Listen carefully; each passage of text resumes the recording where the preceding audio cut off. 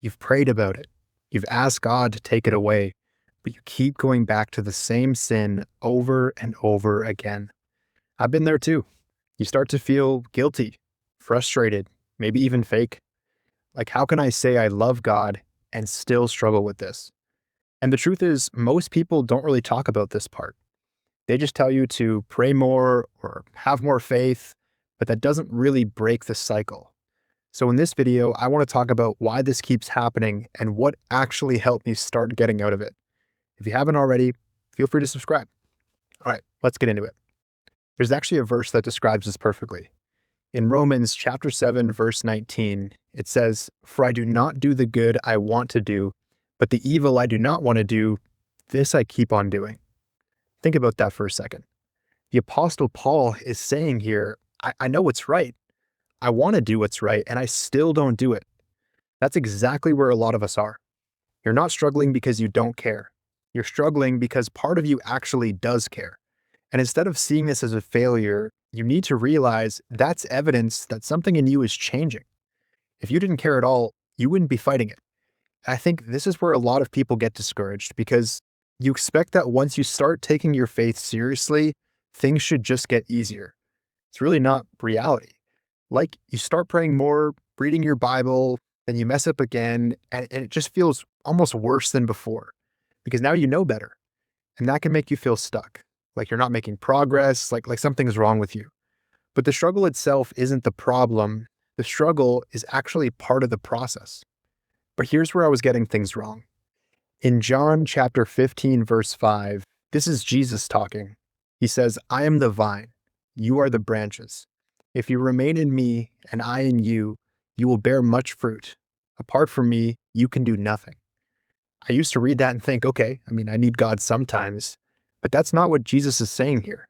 He's saying, apart from him, you can do nothing. That means if you're trying to fight sin with just willpower, you're going to keep on losing because this isn't just a habit problem, it's a spiritual problem. And you can't fix something spiritual with just human effort. And this is where a lot of us fall into the exact same trap. We treat sin like something we just need to manage better. Like, I'll try harder tomorrow, I'll be more disciplined next time, but nothing really changes. Because if your connection with God isn't actually growing, then your strength isn't growing either. And I had to realize this isn't just about avoiding sin, it's about staying connected to God daily, not just when you mess up, but before you even get to that point. But here's the part that gave me hope. In Proverbs chapter 24, verse 16, it says, "For though the righteous fall 7 times, they rise again, but the wicked stumble when calamity strikes." Notice, it doesn't say the righteous never fall. It says they rise again. That means falling isn't what separates someone who's following God from someone who isn't. It's what they do after the fall.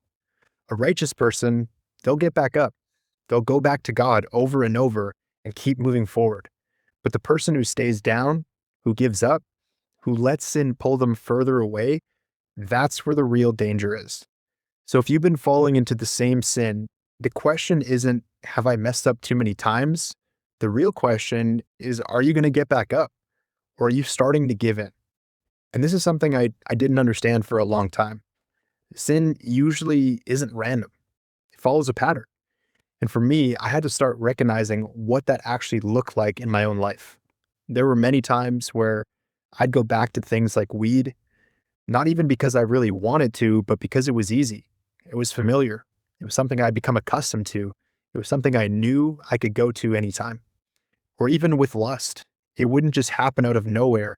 It would start with something small, like just scrolling on my phone, seeing something I probably shouldn't have seen, and instead of looking away, I'd stay there. And that's where it starts. There's usually a moment before the sin where you're bored or stressed or alone. And instead of dealing with that feeling the right way, you go back to what's familiar. And the more you repeat that pattern, the easier it becomes to fall into it again. So if you only focus on the moment you mess up, you're missing the part that actually leads to it. The real battle usually starts way earlier than you think. But here's the truth that actually changed things for me. You don't just fall into sin randomly. You fall into patterns. And if nothing changes, nothing changes. In Matthew chapter 5, verse 30, and again, this is Jesus talking, "And if your right hand causes you to sin, cut it off and throw it away. It is better for you to lose one part of your body than for your whole body to go into hell. Listen to that for a moment. Jesus is saying this seriously, not literally, but he's showing how serious sin actually is. A lot of us are praying for freedom, but we're not removing the thing that's causing us to fall. We keep putting ourselves in the same situation, the same environment, watching the same things, and expecting a different result. But if something is leading you into sin, you have to be willing to cut it off. And this is where it gets real, because this is the part that actually requires action. It's easy to feel bad about sin. It's easy to say you want to change, but it's a lot harder to actually remove the thing that's been a part of your routine for so long. And that's why a lot of people stay stuck. Not because they don't want freedom, but because they don't want to let go of what's comfortable. That might mean deleting something, stepping away from something, changing your environment entirely. But if you don't remove the trigger, you're going to keep repeating the cycle. This is the part that nobody wants to hear because it costs something. But freedom always does cost something. And the question is, are you willing to let go of what's holding you back? Listen, if you're struggling right now, just know you're not alone and you're not too far gone. God is always with you, will always provide a way out for you. And I wanted to share this verse because it has always encouraged me as I've gone through these exact same struggles. In 1 Corinthians chapter 10, verse 13, it says, the temptations in your life are no different from what others experience. And God is faithful. He will not allow the temptation to be more than you can stand. If you made it this far into the video, thanks for watching. I appreciate you guys more than you know, and I do want to get to know each and every one of you. So leave a comment down below and tell me a little bit about you and what you want to see next, and like the video. We'll see you in the next one.